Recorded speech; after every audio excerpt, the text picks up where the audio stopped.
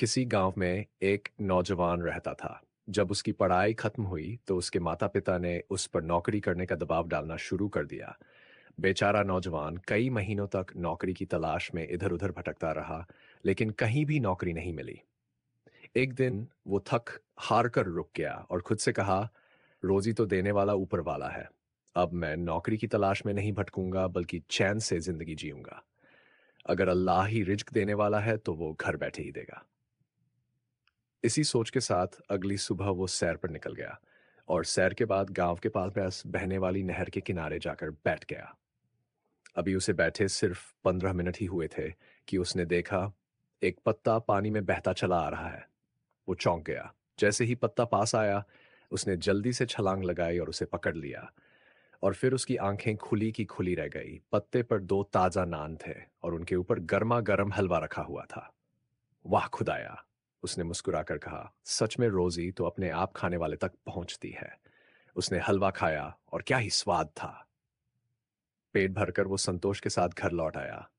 जोहर की नमाज के बाद फिर से नहर के किनारे गया और फिर वही हुआ। वही नान, वही हलवा, फिर वही स्वाद। मगरिब की नमाज के बाद भी वो नहर किनारे गया और इस बार भी वही तोहफा। वाह, उसने हैरानी से कहा, रात के खाने का भी इंतजाम हो गया। अब ये उसका रोज का नियम बन गया था। हर रोज फजर, जोहर और मगरिब की नमाज के बाद वो उसी नहर के किनारे बैठने लगा। और हर बार उसे वही नान और हलवा मिलते। दिन बीतते गए और ये सिलसिला चलता रहा। फिर एक दिन उसके दिल में एक सवाल उठा, देखूं तो सही, अल्लाह रोजी भेज कैसे रहा है।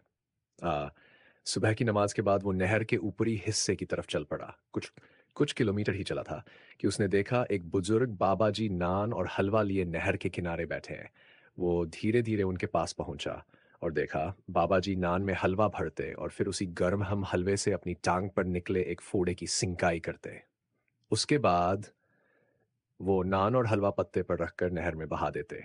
नौजवान की रूह कांप गई। उसे चक्कर आने लगे और मुंह से निकला, क्या मैं इतने दिनों से यही हलवा और नान खा रहा था? कांपती आवाज में उसने पूछा, बाबा जी, ये सब क्या है? बाबा जी ने सादगी से जवाब दिया, बेटा, कई दिनों से ये फोड़ा बहुत तकलीफ दे रहा है। हकीम ने सलाह दी थी, दिन में 3 बार सूजी के हलवे को नान पर रखकर इसकी सिंकाई करो। तो मैं हर फर, जोहर और मगरिब के बाद यहाँ आता हूँ। सिंकाई के बाद वो नान और हलवा मैं पत्ते पर रख नहर में बहा देता हूँ ताकि खराब न हो। कम से कम मछलियां, पक्षी या कोई जानवर ही खा ले। बेशक रोजी देने वाला अल्लाह ही है, लेकिन मेहनत और आलस के बीच में बहुत फर्क होता है। जो मेहनत करते हैं उन्हें से साफ और पाक रोजी मिलती है, लेकिन जो लोग हालात के सामने हार मान लेते हैं और आलस में वक्त बिताते हैं, उन्हें भी रोजी तो मिलती है, मगर अक्सर वो रोजी गंदगी और घिन से भरी होती है।